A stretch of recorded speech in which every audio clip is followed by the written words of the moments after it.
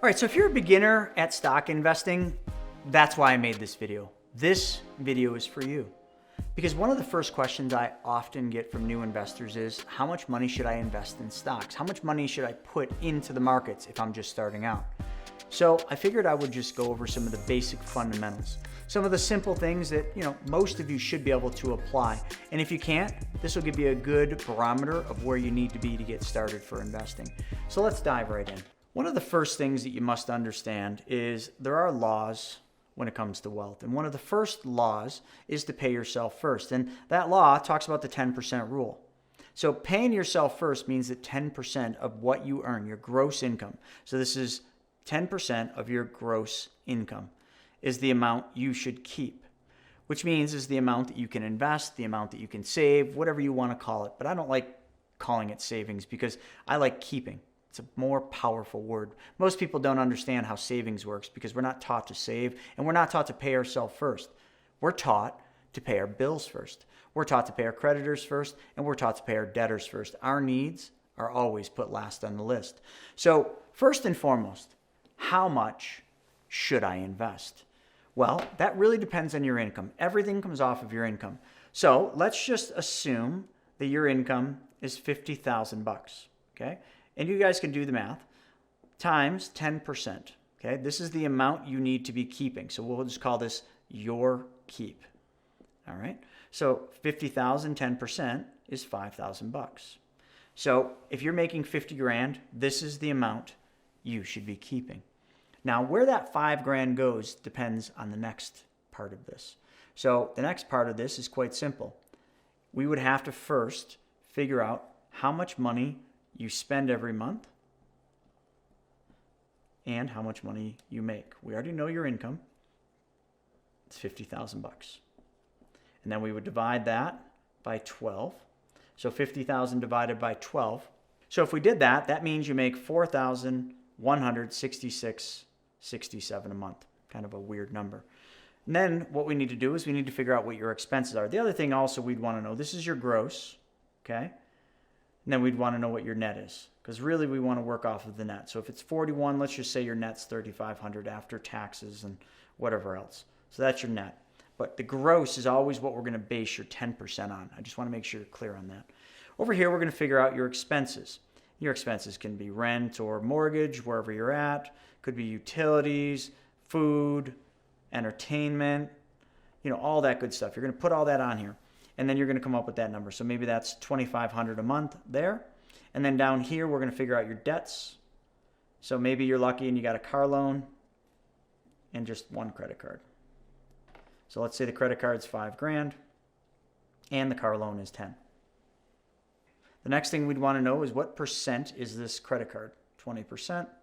And then what percent is the car loan? 5%.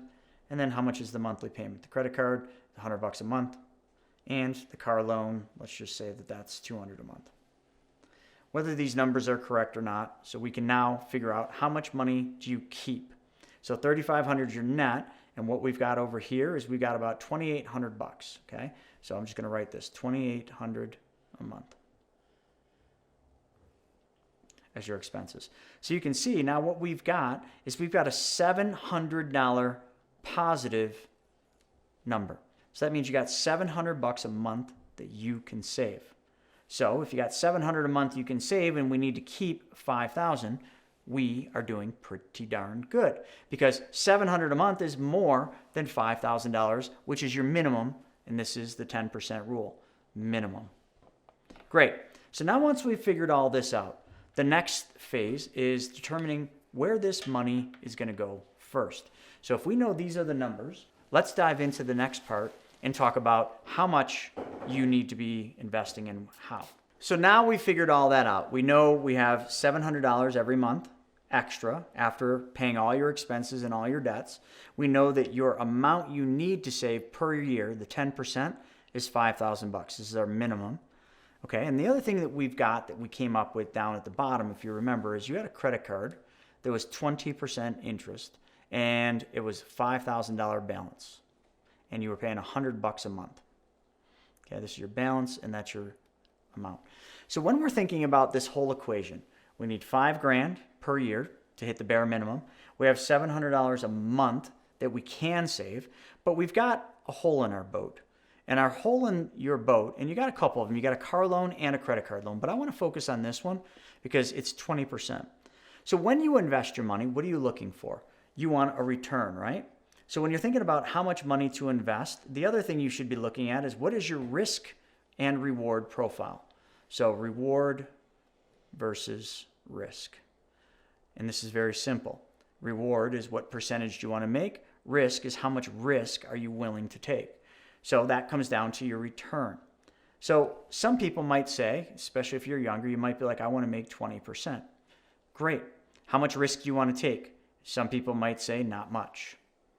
Great. If that's your risk reward profile, I can show you right now that this 20% is the lowest risk return you're ever going to get. And I'll tell you why. Because if we just save up this $700 a month, okay, it's not going to take us long to save up $5,000. Once we hit $5,000, so we're going to save this for a few months. Once we hit $5,000, we're going to pay this off. Okay? That means now this $100 a month no longer needs to go to them, and now this money, $100 a month, becomes part of your savings program. So now instead of having $700 a month to save, you now have $800, and also in doing that, you just picked up and recaptured 20% interest. So if your goal was 20% with not much risk, great, you just obtained that. And all you had to do is pay off the credit card. So you no longer have a credit card debt, which is the worst kind of debt. So now, how much money should you invest of this $800? Well, I would say, depending on your age, depending on your risk reward profile, you could say all of that. So all of this money could be invested into various different things. You could actually start saving that up. You could use, you could use anything. The most common out there is index funds, which I'm not a huge fan of index funds, but index funds or ETFs, okay, maybe that's an option. Okay, one other thing you could do is you could set up a specially designed whole life, okay, depending on where you're at, because this could serve as your own bank. Okay, there's a lot of different things you can do. You could set up a Roth IRA, but I would do that after the specially designed whole life is put in place. So you could do that. There's a lot of different things and vehicles that you can use, but this dollar amount is the amount that you have free and clear. The biggest thing I would say about this $800 is if you're going to go into it, I would diversify it. And what that means is I wouldn't put all 800 into any one thing. Maybe this right here, because this, you could then put it here and then reallocate it out of there. So you could put the money here, 800 a month. And then when that money builds up, you can just move that money out and you could buy index funds. You could move that money out and you could buy real estate. You could move that money out and you could do private loans. You could do so many different things with this, and then you're making money one time here and you're making one time here. You're making a spread. This is the only place, being your own bank, where you're able to make money twice on the same dollar, because the insurance companies are going to pay you uninterrupted compound interest if built properly, and then you're going to be able to make more money in any one of these different places where you want to invest. But it all starts with how much should you invest, and that always comes down to that initial equation that we did in the beginning. We got to figure out what is the minimum. If you're not saving at least that, then you're failing yourself. We are in this case, but we had to do a budget to figure that out. So we know we have 800. Now that 800 should be split up into a couple different places, starting with your own bank. Change where your money goes first so that your money can earn money twice on the same dollar. Folks, I hope this was helpful. It depends solely on your income and your age and your risk reward profile. But this equation is not all that complicated. I get this question all the time, so I wanted to make sure I provided a little bit of clarity on what you can and maybe even should be doing. So if you really like this video, then check this one out right here. How much money do I need to get started with the infinite banking concept, which is be your own bank? So check that video out, because that'll show you how starting your own banking system will give you the ability to make money twice on the same dollar. If you like this, subscribe to this channel and click that little alerts button up top so that you're notified each and every single time we put a new video out. We'll see you on the next one.